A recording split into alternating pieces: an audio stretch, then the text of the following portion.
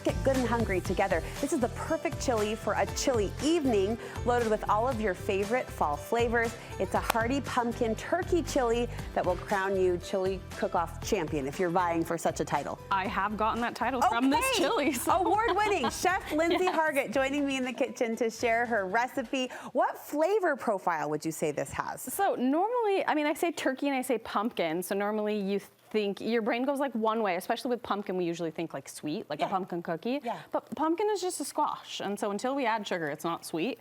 So it's more of like a Southwest chili flavor. We've got like lime and cilantro. We're pairing it with, you know, tortilla chips at the end, so it's that kind of vibe. Yum. It's a winner for sure. Yum. I'm excited to learn and to make, and I'm excited to eat too. I can say this to my fellow bump sister in the kitchen, We're right? Hungry. There's no excuse needed. All right, where do we get started? Okay, so we've got some ground turkey browned here a little bit, and then we're gonna add in some onion. So you can dump that guy in. You're my sous chef today. Happy to be. And then, so we're gonna, you know, pretend like we've let that saute for a little bit. And we want to add some seasonings here. So actually you can add our green chilies. So that is, again, brings in like the Southwest kind of flavor but not here. Too spicy. Yes. Oh yeah, we're not spicy at all. It's nice and smooth. So we're going to do some spices over here. And I have them, you know, written as measurements, but I like to measure with my soul. So we want, chef I talk. believe in you. That's chef talk. Cumin. So yes, we want like a tablespoon. Keep going, keep going. Do it like you mean it, I always say. Beautiful. Okay. Okay, a little bit of, we want about a teaspoon each of oregano and chili powder. Okay. This is where, well, with the chili powder. Okay, great. Look at you. See, you know what you're doing. She's patronizing. I love her for it anyway. So like a teaspoon of chili powder. Whoa. And this is where you could really go crazy with it if you do want it spicy. Now we are gonna add a couple of bay leaves as well. And remember, we add those because I always say bay leaves are like savory tea. You add them in, the hot liquid pulls the flavor out, and then we take them out at the end, just like a tea bag. So that's what those are for. I'll forget. Yeah, well, you know, you'll find one in your bowl. Won't kill you. Yeah, exactly, and you'll take it out. So this is, you know, kind of normal chili beginnings, but this is where we're going to add, I mean, we're gonna add some beans, so that is, you know, chili as well. Now here, our next part is where we get pumpkin-y. Okay, so I'll add this because I have a spoon. So like I said, pumpkin is just a squash, so you could substitute pureed sweet potato or butternut squash, things like that. But you know, we've always, this time of year, we've, you know, made a batch of cookies or pumpkin bread and we've used half the can, and what do you do with the rest? This is great. Okay, so it's just canned pumpkin. Yes, and the point of this is, it doesn't really add a whole ton of flavor. Whenever I suggest this to clients, they're like, I don't know, it sounds kind of funny, and I'm like, you gotta trust me. Yeah. And it just gives it like a hardiness. It's just like adding cubed sweet potato or something like that, but it kind of disappears in here, so it gives it a hardiness, a richness. You know, we're sneaking in a vegetable, we love it. And that's all it really does. It doesn't add a ton of flavor. So don't be scared of the pumpkin flavor. That profile is not really gonna be too pronounced. Exactly, it's not like what we usually go to here. Is this garlic? What is this? Yes, we're gonna add that in actually at the end. Okay. And here is one thing that I should have added with the onion. So we're gonna skip over here, we're gonna rewind and skip. When you saute your onion, we're also going to add some cilantro stems. So we're gonna use cilantro greens on the top, obviously. But if we wanted cilantro flavor built in, you couldn't really add the greens because they would lose their flavor. They'd lose their effervescence. Yeah. Exactly. They don't add anything if you add it in. So the stems. The stems have cilantro flavor. So what we want to do, we want to trim off a little bit of the end. You know, they're a little bit dry.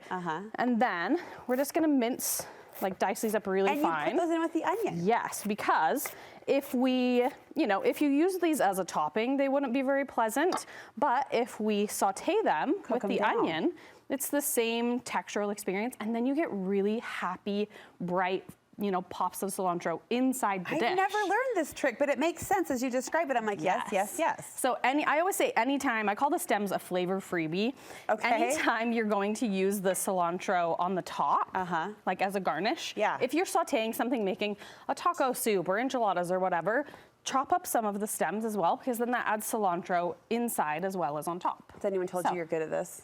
Hopefully, couple times. That just we got makes sense. First. And I love it. It's hitting me. And I'm a cilantro fan. I know that's divisive. Yes. But I love it. Okay. It's good inside and out. So we love that. Next step. Now we want a little bit of broth, so you can dump that in here. Now, homemade broth is gonna make or break this, truly.